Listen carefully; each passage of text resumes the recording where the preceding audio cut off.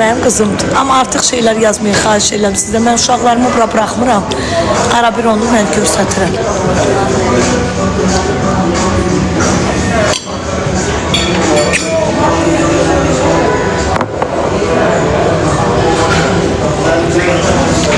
Köynəyə baxmaq istəyirəm. Köynəyə.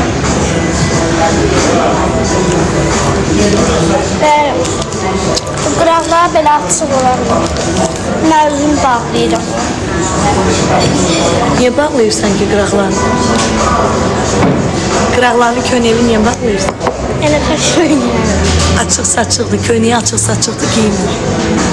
Amma elə demədə köyə şeydir. Sən açıq saçıq giyinərsən, qızınla bağlı giyinəcək.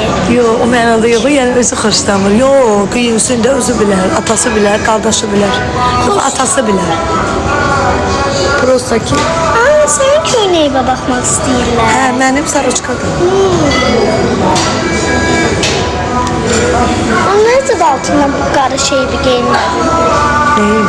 Belə var ya səndə. Nə bilim, müştəri ilə bəlkə getdim onun görə.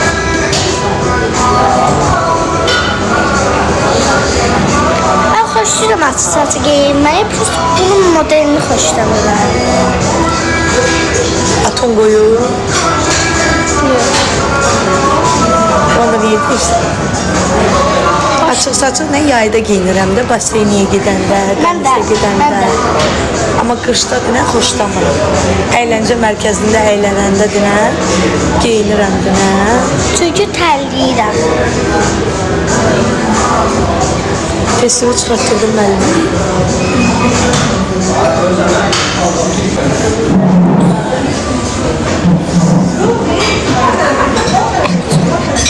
Allah razı olsun. Ürəyim sıxılacaq. Həkim deyil. Həkimə sabah gedəcəm analiz verməyə, vitamini çatmır ayağımda. Ortopedik yerinə gedirəm. Ortopedik Yuxarıya ayaqqabı. gedirik.